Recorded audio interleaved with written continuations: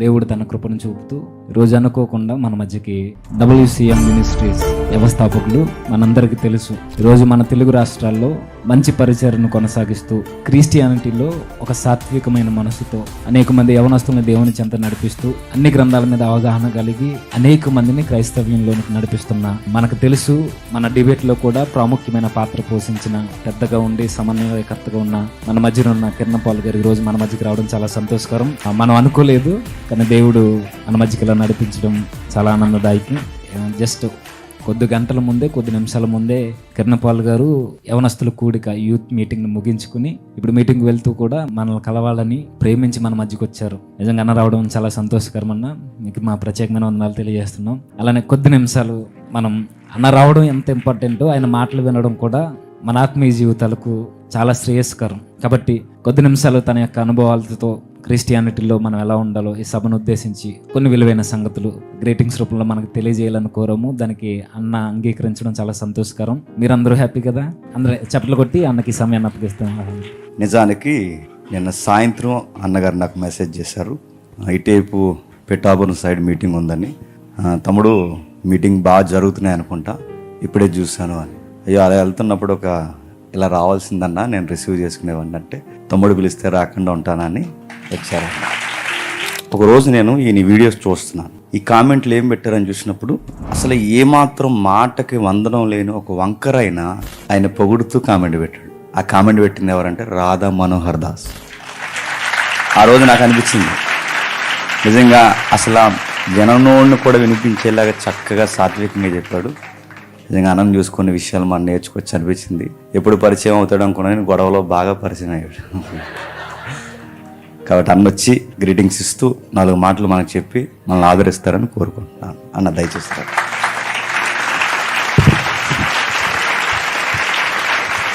Praise the lord. దేవునికి మహిమ కలుగును గాక. ఆమేన్. క్రీస్తునందు నా సాటి దేవుని కుటుంబ ప్రజలు మీరందరూ, ప్రభువు పేరట మీకు సమాధానం కలుగును గాక. నూతన సంవత్సరంలో అడుగు పెట్టాం కాబట్టి ఈ సంవత్సరంలో నూతనమైన తీర్మానంతో పాతవి గతించెను సమస్తము నూతనమాయననే వచనాన్ని జ్ఞాపకం చేసుకొని ఒక నూతన తీర్మాన బలం పొంది మీరు వర్ధిల్లుదురుగాక. కాలం గతిస్తుంటే కాలంతో పాటు అదృష్టాలేమి రావు. కాలం గతిస్తూ ఉంటే కాలాన్ని అదృష్టంగా మార్చుకునే శక్తి మన విశ్వాసానికి ఉంది. గట్టిగా చెప్పండి ఆ మాట. ఆమేన్. మన ఆలోచన విధానం ఎంత స్థిరమైతే కాలంతో పాటు మన అంతస్తు అంత ఉన్నతమవుతుంది. నూతన సంవత్సరం రాగానే కొత్త దీవెనలేమి రావు, కానీ నూతన సంవత్సరంలో మన ఆలోచన ఇంకా నూతనమైతే మనమే దీవెనగా మారిపోతాం, మనమే ఆశీర్వాదంగా మారుతాం. నేను ఎప్పుడు గడిచిన 19 సంవత్సరాలుగా ప్రతి సభలో నేను ఒక స్లోగన్ ఇస్తూ వస్తున్నాను. ఆశీర్వాదాలు దీవెనల కొరకు సంఘం మందిరానికి రాకూడదు, ఆశీర్వాదాలు దీవెనల కొరకు సభలకు వెళ్ళకూడదు. మనమే ఆశీర్వాదంగా మారడం కొరకు మందిరానికి వెళ్ళాలి, మనమే ఆశీర్వాదంగా మారడానికి సభలకు వెళ్ళాలి. ఆశీర్వాదాల వెంట మనం కాదు, మన వెంటే ఆశీర్వాదాలు. ఆమేన్. అందుకు ప్రాస్పరిటీ వెంట మనం పరిగెత్తొద్దు, మనం ప్రాసెస్ వెంట పరిగెడదాం. ప్రాస్పరిటీ మన వెంటే వచ్చేస్తుంది. సో నా సాక్ష్యం అదంతా కూడా మీరు యూట్యూబ్లో చూసే ఉంటారు, వినే ఉంటారు. పసితనం నుంచి నేను నేర్చుకున్నది ఒకటే, ప్రాసెస్ వెంట పరిగెత్తడం. ఆ రోజు నుండి ఈ రోజు వరకు ఎప్పుడు ఎవరి దగ్గర చేయి చాపకుండా, ఇండైరెక్ట్ గా కూడా ఎప్పుడు అడగకుండా, దేవుని మహాకృప ఇన్ని సంవత్సరాలు దేవుడే సమస్తాన్ని సమకూర్చడానికి కారణం ఒకటే, ప్రాసెస్ వెంబడించడం. మీరు కూడా ప్రాసెస్ ని వెంబడించండి, ప్రాస్పెరిటీ దానికదే వచ్చేస్తుంది. ఈ నా జీవిత లక్ష్యాన్ని లేదా నా తీర్మానాన్ని, నా రోషాన్ని దృష్టిలో ఉంచుకుని ఒక వచనం మీ ముందు చదువుతాను. కీర్తనల గ్రంథం 73వ కీర్తన 24వ మాట చదువుకుందాం. నీ ఆలోచన చేత నన్ను నడిపించెదవు. ఆమేన్. ఆయన ఆలోచన చేత నడిపించబడుతున్నప్పుడు మనం మహిమలో చేర్చబడతాం. అయితే ఇక్కడ ఒక విషయం, మహిమ ఉంది, అధిక మహిమ కూడా ఉందంట. దేవుని గూర్చి ఎవరికి ఎక్కువ జ్ఞానం ఉంటుందో వారు పరలోక రాజ్యంలో ఎక్కువ స్థాయిలో ఉంటారు. దేవుని గూర్చి ఎవరికి తక్కువ అవగాహన ఉంటుందో వారు పరలోక రాజ్యంలో తక్కువ వారిగా ఉంటారు. ఎందుకంటే దేవుని గూర్చిన జ్ఞానం మాత్రమే మనకు పరలోకంలో అధిక మహిమనిస్తుంది. జ్ఞానం లేని వాడు పరలోక రాజ్యంలో తక్కువ వాడవుతాడు. అందుకే మనకు దేవుడిచ్చిన ఈ గొప్ప అవకాశం, సంవత్సరం తరబడి సంవత్సరం గడుస్తున్నప్పుడు మనం నానాటికి దేవుని జ్ఞానములో ఎదుగుదుముగాక. ఆమేన్. జ్ఞానము దేవుని ఆలోచన విధానంలోనే ఉంది. ఫర్ ఎగ్జాంపుల్ చెప్తాను. ఈ మార్చ్ రాగానే మీలో చాలా మంది ఎగ్జామ్స్ కోసం ప్రార్థన చేసేవారు ఉంటారు కదా. మార్చ్, ఏప్రిల్ అంతా ఎగ్జామ్ మార్కుల కోసం ప్రార్థన చేస్తారు. నేను మిమ్మల్ని ప్రభు పేరిట బ్రతిమాలుతున్నాను, ఎవరు మార్కుల కోసం ప్రార్థన చేయకండి. మీరు ఎంత ప్రార్థించినా మార్కులు రావు. ప్రార్థనకు మార్కులు రావు. దేవుడు అసలు మార్కులు వెయ్యడు. మీరు చెప్పండి, నీ 20ని 60 చేసేయాలా? నీ 60ని 80 చేసేయాలా? దేవుని న్యాయం ఎలాంటిదో మీకు అర్థమయ్యేటట్టు చెప్తాను. ఒక వ్యక్తి 2 గంటలు ఏడ్చి ప్రార్థిస్తున్నాడు మార్కులు కావాలని. ఇంకో వ్యక్తి 2 గంటలు కష్టపడి చదివాడు. మీరు చెప్పండి, ఎవరు పాస్ అవ్వడం న్యాయం, ఎవరు పాస్ అవ్వడం దేవుడు కోరుకుంటాడు? అంటే ఏది న్యాయమో ఇప్పుడు మీకు బాగా మీకే న్యాయం తెలిస్తే, న్యాయానికే కేర్ ఆఫ్ అడ్రస్ దేవుడు, న్యాయానికి చిరునామే దేవుడు. ఈ 2 గంటలు ప్రార్థన చేసినోడికి మార్కులు ఎట్లా వేస్తాడు? కాబట్టి మార్కులు ప్రార్థన చేస్తే రావు. అయితే నేను ఒక 3 చెప్తాను. నేను చెప్పే 3 రకాల ప్రార్థన చేస్తే మీరు అసలు ఫెయిలే అవ్వరు. అదేంటన్నా? ఇప్పుడే మీరు ఏమన్నారు? ప్రార్థిస్తే మార్కులు రావన్నారు. మళ్ళీ ఇప్పుడే నేను చెప్పినట్టు ప్రార్థిస్తే మీరు తప్పకుండా పాస్ అవుతారంటున్నారు. ఏమిటి అని అంటే, ఒక నియమం ఉంది బైబిల్ గ్రంథం ప్రకారంగా. దేవునికి ఒక చట్టం ఉంది. ఆ ప్రకారంగానే మన విశ్వాసం, మన మాట, మన ఆలోచన, మన ప్రవర్తన కొనసాగాలి. 3 మీ ముందు పెడతాను. మొట్టమొదటిది, దేవుణ్ణి అడగండి, జ్ఞాపక శక్తిని వరముగా ఇవ్వు ప్రభువా అని అడగండి. తప్పక ఇచ్చేస్తాడు ఆయన. రెండవది, ఎగ్జామ్స్ టైంలో ఆరోగ్యాన్ని ఇవ్వండి ప్రభువా, ధైర్యాన్ని ఇవ్వండి ప్రభువా అని అడగండి, ఇచ్చేస్తాడు. మూడవది అడగండి, ప్రశ్న చూడగానే నేను చదివిన ఆన్సర్స్ జ్ఞాపకం చేయి ప్రభువా అని అడగండి. చాలు. రాయమని అడగద్దు, మీరే రాయాలి. మనకి ఎలా అలవాటు అయిపోతుందంటే, ఏదైనా ఒక ప్రాబ్లం వచ్చినప్పుడు దాన్ని ఎదిరిస్తామని దేవుడు చూస్తాడు. తప్పించు ప్రభువా అని మనం అడుగుతాం. శ్రమలు తప్పించమని పొరపాటును అడగండి. శ్రమలను గెలిచే శక్తిని నాకు ఇవ్వండి ప్రభువా అని అడగండి. మీరు సైనికులు అయిపోతారు. ఆమేన్. శ్రమలను ఎదిరించే శక్తిని ఇవ్వు ప్రభువా అని అడగండి. మీరు ఇంకో జేమ్స్ అవుతారు. Praise the lord. శ్రమలను ఎదిరించడం నేర్చుకోవాలి. పోరాడి గెలవడం నేర్చుకోవాలి. నిందలు వస్తాయి, అవమానాలు వస్తాయి, శ్రమలు వస్తాయి, కల్పిత మాటలు ఎన్నో చెప్తారు. నీవు దేవుని ముందు సరిగ్గా ఉన్నది నిజమైతే దేవుడి నిన్ను నిరూపిస్తాడు. ప్రపంచం తలదించుకునేలా నీ తలెత్తుతాడు ఆయన. కాబట్టి మనం ఆయన్ని నమ్ముకుందాం, మనల్ని మనం నమ్ముకోవద్దు. ఒక్క మాట మర్చిపోకండి, నిన్ను నీవు నిరూపించుకోవాలనుకుంటే దేవుడు నిరూపించడు. నిన్ను నీ దేవుడే నిరూపించే వరకు ఓపిక పట్టు. నిన్ను నువ్వు నిరూపించుకుంటే నీ గ్రామానికే తెలుస్తుంది. నిన్ను నీ దేవుడు నిరూపిస్తే దేశానికి తెలుస్తుంది. Praise the lord. దేవునికి మహిమ కలుగును గాక. ఇది స్త్రీలకు కూడా వర్తిస్తుంది, పురుషులకు కూడా వర్తిస్తుంది. ఎవరైనా ఒక మాట అంటే ఓర్చుకోలేక తిరిగి వారిని అనే వరకు మనకు సాటిస్ఫాక్షన్ ఉండదు కదా. కాబట్టి మీరు ఒక పని చేయండి, ఖచ్చితంగా మిమ్మల్ని ఎవరైనా ఒక మాట అంటే దేవుని ముందు ఒక్కసారి కన్నీళ్లు కార్చి వదిలేసేయండి. దానికి తిరిగి దేవుడు సమాధానం చెప్పే వరకు మౌనంగా ఉండడు ఆయన. యథార్థవంతుల కన్నీటికి దేవుని దగ్గర చాలా విలువ ఉంది. అయితే మీకోసం నేను ఒక రోషం కలిగిన సందేశాన్ని నా మనసులో మోసుకొని తిరుగుతున్నాను. అందుకే తమ్ముడు పిలవగానే ఖచ్చితంగా మీకు ఈ వార్త అందించాలి అనే ఆలోచనతో వచ్చేసాను. ప్రస్తుత క్రైస్తవ సమాజం భారతదేశానికి అపార్థమయ్యింది. అపార్థమైన క్రైస్తవ్యాన్ని భారతదేశానికి అర్థమయ్యేటట్లు చేద్దాం రండి. మొత్తం భారతదేశం అర్థం చేసుకునేటట్లు క్రైస్తవ్యాన్ని ప్రకటిద్దాం. ఆమేన్. చాలా విషయాల్లో క్రైస్తవ్యం ఇప్పటికీ భారతదేశానికి అర్థం కాలేదు. మన పద్ధతి, మన ఆలోచన విధానం, మన సువార్త, మన ప్రేమ అన్నీ అపార్థం అయిపోయాయి. మనం ఆచారాలు, సాంప్రదాయాలు మార్చేవారిగా ఈ ప్రపంచం మనల్ని చూస్తుంది. భారతదేశానికేమో క్రైస్తవ్యం అర్థం కావాలి, క్రైస్తవ్యానికేమో బైబిల్ అర్థం కావాలి. ఈ 2 జరిగినప్పుడే సర్వోన్నతుడైన దేవుడు ఆనందించి సంతోషిస్తాడు.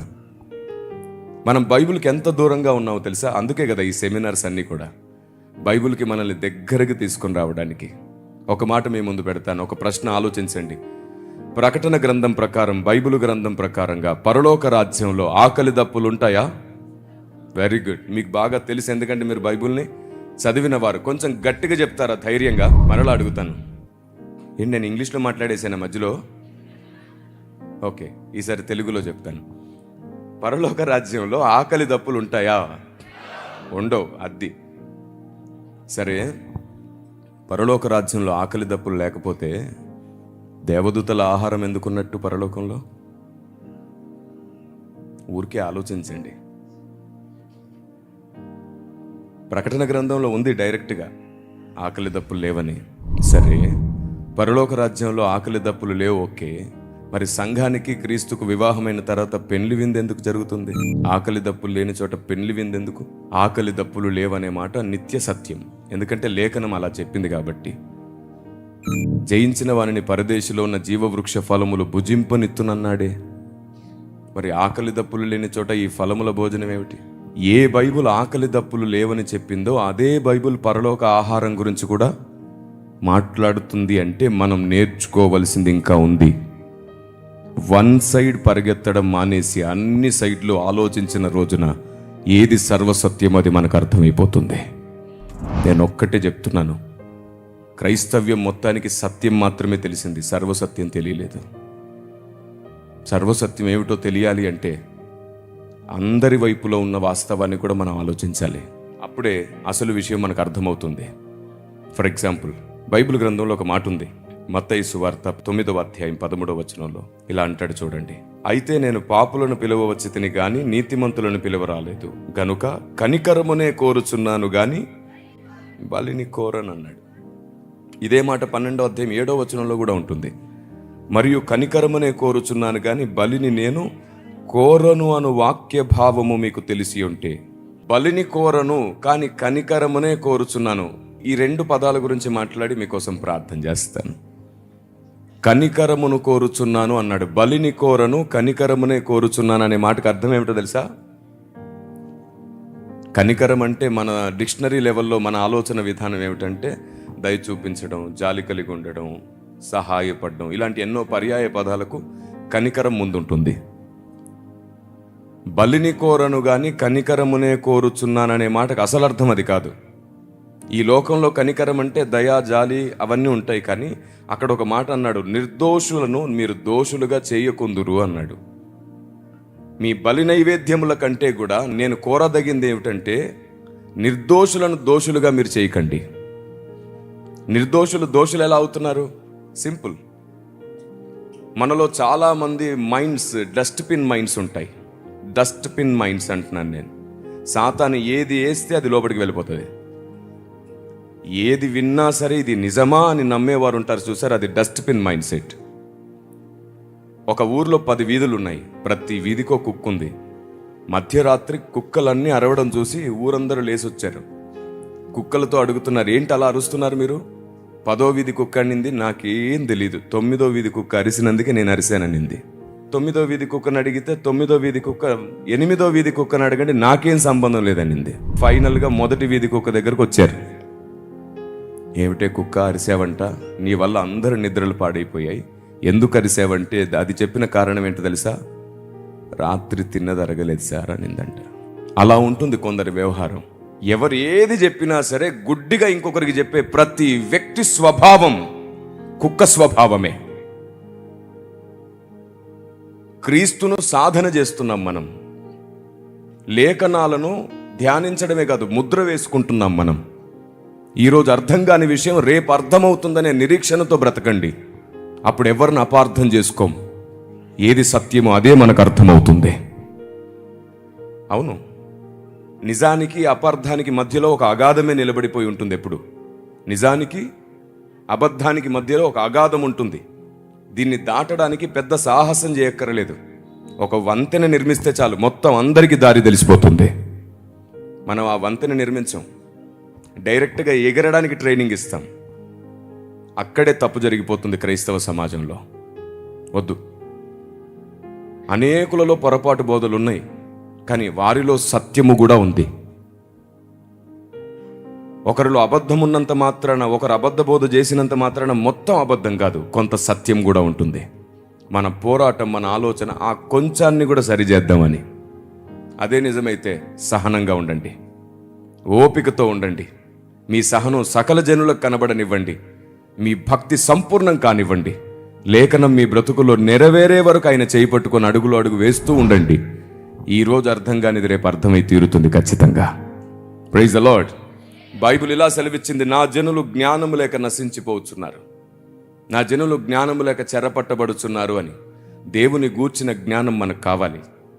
ఇప్పుడు ఇంతకుముందు నేను ప్రశ్న అడిగానే, అలాంటివి 3000 ప్రశ్నలకు ఇప్పటికీ సంఘానికి జవాబు తెలియదు. అది మాత్రమే కాదు, 10,000 సంగతులకు సంఘం ఇప్పటికీ దూరం. ఓ 2-3 అడుగుతాను. కొంచెం ఆలోచించడానికి మాత్రమే. మీకేదో తెలియదు అని చెప్పడం నా ప్రయత్నం కాదు. మనకి ఇంకా చాలా విషయాలు తెలియదు అని స్పృహ కలిగించడానికి చెప్తున్నాను. ఆదరణ ఎప్పుడు కలుగుతుందో తెలుసా? ఎంత దూరం ఉన్నామో తెలిసి ఎంతలో త్వరగా వెళ్ళిపోతామో తెలిసినప్పుడు ఒక నిరీక్షణ కలుగుతుంది. మీరు బైబిల్కి ఎంత దూరంగా ఉన్నారో తెలిస్తే ఎంత త్వరగా దగ్గరికి వెళ్ళాలో కూడా మీకు అర్థమైపోతుంది. మీ పోరాటం మరల నూతనం అయిపోతుంది. Praise the Lord. ఏదో ఒకసారి అందరు చెప్తారా మాట? ఆమేన్. Praise the Lord. అందరు కలిసి స్తుతించడంలో లాభం ఉంది. మన పక్కనే కొందరు ఉంటారు, ఆయన్ని స్తుతించడానికి కూడా సిగ్గుపడేవారు. నీ స్తుతి మరొకరికి స్తుతి నేర్పిస్తుంది. నువ్వు బిగ్గరగా స్తుతిస్తే వారు సిగ్గుపడ్డం మానేసి వారు దేవుణ్ణి స్తుతించడం నేర్చుకుంటారు. Praise the lord. నేను చాలా సంతోషిస్తున్నాను మిమ్మల్ని అందరినీ చూస్తూ. భవిష్యత్తులో మీరు ఈ దేశానికి జవాబుగా నిలబడేటట్లు దేవుడు చేయునుగాక. మీ ప్రాంతంలో ఎలాంటి ప్రశ్నలు వచ్చినా సహనంతో సమాధానం చెప్పేవారు అవుదురుగాక. సహనం మాత్రమే ఈరోజు ఈ భూమి మీద భారతదేశాన్ని గెలవడానికి ఆయుధం అవుతుంది. మీరు ఎంత ఓపికగా ఉంటారో అంత త్వరగా సత్యం సమాజానికి అందుతుంది. మీరు ఆవేశపడి కామెంట్లు చేసినా, ఆవేశపడి అవసరం లేని వారికి లైకులు కొట్టినా, వారి మాటలు సమాజంలో తప్పకుండా అపార్థం అవడమే కాదు, మొత్తం క్రైస్తవ్యానికి అపార్థాన్ని తెచ్చిపెడతాయి. ఆవేశపడనే వద్దు. మీరెంత ఓపికతో ఉంటారో అంతగా సత్యం గెలుస్తుంది. మీరు ఆవేశపడితే మీ ఆవేశమే వారికి పెట్టుబడి అవుతుంది. అవును, ఆవేశాన్ని తీసుకెళ్ళి వారి స్వామీజీలకు, పూజారులకు చూపించి మరీ వాళ్ళు క్యాష్ చేసుకుంటున్నారు అన్నింటినీ. క్రైస్తవుడు రోషంగా ఉండడం వేరు, ఆవేశపడడం వేరు. నరుని కోపం దేవుని నీతిని. అయితే రోషం అంటే ఏంటో తెలుసా? ఎన్ని ఆటంకాలు వచ్చినా, ఎన్ని నిందలు వచ్చినా, ఎన్ని సమస్యలు వచ్చినా ప్రారంభించిన దేవుని పని ఆపకుండా ముందుకెళ్తారు చూశారు, దాన్నంటారు రోషం. కోపాన్ని రోషం అనరు. పని కోసం స్థిరమైన తీర్మానం రోషం. దేవుని చిత్తం నెరవేర్చే వరకు ఆగకుండా ఉండే ఆలోచన విధానం పేరు రోషం. అతన్ననాలి రోషగాడని. కాబట్టి పరిశుద్ధ బైబిల్ గ్రంథానికి మనం ఎంత దగ్గరగా వెళ్తే అంత మంచిది. అందుకే నేను ఈ 4 ప్రశ్నలు మిమ్మల్ని అడగాలనుకుంటున్నాను. చాలా చోట్ల భూకంపాలు, యుద్ధాలు సంభవించినప్పుడు పసిపిల్లలు చనిపోతుంటారు కదా. దేవుడు కాపాడాలనుకుంటే వారిని ఒక రోజు ముందు కాపాడగలడా లేడా? ఎందుకు కాపాడట్లేదు? ఏదో పెద్ద కారణమే ఉంది. చాలామంది సేవకులు హార్ట్ స్ట్రోక్తో చనిపోతున్నారు, యాక్సిడెంట్స్లో చనిపోతున్నారు. దేవుడు కాపాడాలంటే కాపాడగలడా లేదా? ఎందుకు కాపాడట్లేదు? మనలో చాలామంది భూమి మీద మనుషులు పుట్టక ముందే ఎవరు నరకానికి వెళ్తారో, ఎవరు పరలోకానికి వస్తారో భవిష్యత్ ఎరిగిన దేవునికి ముందే తెలుసా? మరి నరకానికి వెళ్ళే వారిని పుట్టించడంలో దేవుని ఆంతర్యం ఏమిటి? చాలా పెద్ద కారణమే ఉంది. దేవుడు ఇలా చిటికేసేలోపు సాతాన్ని బంధించగలడు, అంత శక్తివంతుడు. కానీ బంధించకుండా విడిచిపెట్టాడు. ఏంటా కారణం? చాలా పెద్ద కారణమే ఉంది. దేవదూతల్లో ఒకరు 4 రెక్కలు, ఒకరు 2 రెక్కలు, ఒకరు 6 రెక్కలతో ఉన్నారు. సృష్టించడమే ఇలాంటి వ్యత్యాసం ఎందుకు సృష్టించావయ్యా అని అడిగితే దేవుడు ఏం చెప్తాడు వాళ్ళకి? చాలా పెద్ద కారణమే ఉంది. అయ్యా, నేను స్త్రీగా నన్నెందుకు పుట్టించావు? నన్ను పురుషునిగా పుట్టించేట నీ కొరకు ఇంకా గొప్ప సేవ చేసేదాన్నని మీలో చాలామంది అడుగుతుంటారు. అవును, దేవుడు నిన్ను స్త్రీగా ఎందుకు పుట్టించుంటాడు? దానికి సైంటిఫిక్గాను, లేకపోతే స్త్రీ పడే కష్టానికి కలిగే ఫలము చూపించి కారణం అని చెప్పి సర్ది చెప్పలేం. ఎందుకంటే ఒక వ్యక్తి స్త్రీగా, పురుషుడిగా పుట్టడం వెనకాల కూడా ఒకవేళ దేవుడే కారణమైతే దానికోసం చాలా పెద్ద ప్రణాళికే ఉంటుంది. ఇలాగూ దేవుని గూర్చి, దేవుని పనిని గూర్చి, దేవుని ఆలోచన విధానం గూర్చి, చివరిలో దేవుని సంకల్పన గూర్చి నువ్వు ఎంత ఎక్కువ తెలుసుకుంటే అంత త్వరగా నువ్వు దేవుని స్నేహితురాలు అయిపోతావు. యోహాను సువార్త 15వ అధ్యాయం ప్రకారంగా బైబిల్ సెలవిస్తుంది ఏమిటంటే, దాసుడు యజమానుడు చేయుదానిని ఎరగడు అంట. 15వ వచనంలో దాసుడు యజమానుడు చేయుదానిని ఎరగడు, కనుక నేను మిమ్మల్ని దాసులని పిలవక. అంటే దేవుడు చేసేదేమిటో మీకు తెలిస్తే మీరు ఆయనకి ఏమవుతారు? ఎస్. ఈ సెమినార్ ఈరోజు నేను మీ ముందు పెడుతున్నది ఏమిటంటే, దేవుడు ఏం చేస్తున్నాడో తెలుసుకోండి త్వరగా. గ్రంథంలో ఉన్నటువంటి దేవుని ఆలోచన విధానాన్ని తెలుసుకోండి. ఒక పెద్ద మాట చెప్పి నేను ముగించేస్తాను, ఎందుకంటే నేను ఇప్పుడు మరలా ఇంకో చోటుకు పరిగెత్తాలి. ఒక పెద్ద మాట చెప్తున్నాను వినండి. దేవదూతలకు కూడా ఇంతవరకు దేవుడు అర్థం కాలేదు. దేవదూతలకు కూడా దేవుని జ్ఞానం ఇంకా పూర్తిగా తెలియదు. అలా అర్థం కాని దేవుడు, అర్థం కాని జ్ఞానం ఈ గ్రంథంలో ఉంది. దీన్ని ఎంత త్వరగా మీరు అర్థం చేసుకుంటారో అంత త్వరగా దేవదూతలకు కూడా పై స్థానం దేవుడు మనకి ఇవ్వబోతున్నాడు. దేవునికి స్తోత్రం కలుగునుగాక. అలాంటి ఉన్నతమైన జ్ఞానం చేత మీరు ముద్రించబడాలి. ఇక్కడికి వచ్చి దేవుని ఆలోచన బోధించబోతున్న సేవకులందరూ కూడా ఆత్మదేవుని చేత నడిపించబడి మిమ్మల్ని స్థిరపరచాలి. తమ్ముడు సెమినార్ గురించి ప్రకటన చేస్తుంటే ఒక క్లిప్ చూశాను నేను. 6 రోజులు కాదు, మీరు 12 రోజులు అడుగుతారు, రండి అన్నాడు. నిజంగానే అది జరుగునుగాక. ఇక మీదట సెమినార్ నేను ఫాలో అవుతున్నా. నిన్ను నాకు పంపిస్తున్నారు. నువ్వు మాట్లాడిన మాటల్ని నాకు స్పెషల్ టీం ఒకటి ఉంది. సిబిఐ ఎంక్వైరీ చేశాను ఈ మీద నేను. రైట్, మంచి తమ్ముడిని దేవుడు మీకు నాయకునిగా ఇచ్చాడు. Praise the lord. చిన్న ప్రార్థన చేస్తాను మీ అందరి కోసం. సర్వశక్తిమంతుడైన నా తండ్రి, నా ప్రభువా, ఆలోచనకర్త, సెమినార్లో ఉన్న నీ పిల్లలందరి కోసం ప్రార్థిస్తున్నాను. మీరు దయ చూపించండి. ప్రియతమ్ముడు జేమ్స్ కోసం కూడా ప్రార్థిస్తున్నాను. గడిచిన దినాల్లో నీ కుమారునికి మీరు సహాయం చేశారు. ఇప్పుడు కూడా మీరు సహాయం చేయండి. ఆశ్చర్యకరమైన నీ హస్తం నీ కుమారుని నడుపునుగాక. ఇంతమందిని బలపరచడానికి నానాటికి ప్రతిదినం బలమైన శక్తినివ్వండి. మీరు నాకిచ్చిన అధికారంను బట్టి ప్రార్థిస్తున్నాను. ఆరిపోకుండా ఉండే ప్రార్థనా తైలాన్ని నీ కుమారునికి మీరు వరముగా ఇవ్వండి. పరిశుద్ధుడైన మా ప్రభువా, నీ కుమారుని నిత్యము నీ వివేకంతో నింపండి. సరి అయిన దారిలో వెనక నుండి నీ స్వరంతో నడిపించి అందరినీ బలమైన వ్యక్తులుగా మార్చే శక్తిగా మార్చండి. నీ నోటి బూరగా వాడుకోండి. మీరు నాకిచ్చిన అవకాశాన్ని బట్టి దీవిస్తున్నాను. యేసు శక్తిగల దివ్యనామంలో ప్రార్థన చేస్తున్నాను పరమ తండ్రి. ఆమేన్.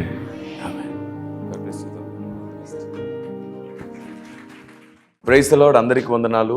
ఆఫీస్కి ఇటీవలి కాలంలో విస్తారమైన కాల్స్ రావడాన్ని బట్టి మేము హర్షిస్తున్నాం, స్తుతిస్తున్నాం దేవుణ్ణి. సేవకులు కూడా అనేకులు మీటింగ్స్ డేట్స్ కోసం కాల్స్ చేస్తున్నారు. సో మీకు చాలా వరకు కొంత అంతరాయం కలుగుతుందని, ఫోన్స్ సమయానికి లిఫ్ట్ చేయలేకపోతున్నారని, కొంత చింతిస్తున్నారనే వార్త నా వరకు వచ్చింది. చూడండి, 8500111814 ఈ నంబర్కి మీరు కాల్ చేస్తే మీకు WCM లిటరేచర్ డిపార్ట్మెంట్ స్పందిస్తుంది. బుక్స్ కోసం అయితే ఈ నంబర్కి మీరు కాల్ చేయండి. అలాగే 8500112114 ఈ నంబర్కి మీరు కాల్ చేస్తే మీకు మీటింగ్ డీటెయిల్స్ ఇస్తారు. WCM సెక్రటరీ పాస్టర్ జగదీష్ గారితో మీతో డైరెక్ట్ గా మాట్లాడిస్తారు. తమ్ముడు మీకు డేట్స్ ఇస్తారు. సో కొందరు మధ్యరాత్రి 1 గంటకి 2 గంటలకి అలా కాల్ చేస్తున్నారు. అలా కాల్ చేస్తే గుర్తుంచుకోండి, మేము యంత్రం కాదు. నిర్విరామమైనటువంటి ప్రయాణాలు, విస్తారమైన సభలు ఉంటాయి. మీరు చూస్తున్నారు. రాత్రి 10 తర్వాత మీరు కాల్ చేస్తే లిఫ్ట్ చేయడం కుదరదు. ఉదయం 10 లోపు కాల్ చేసినా లిఫ్ట్ చేయడం కుదరదు. అందరూ ఆలోచిస్తారని, అందరూ అర్థం చేసుకుంటారని ప్రభు పేరట మీకు ఈ విషయాన్ని వినిపిస్తున్నాను.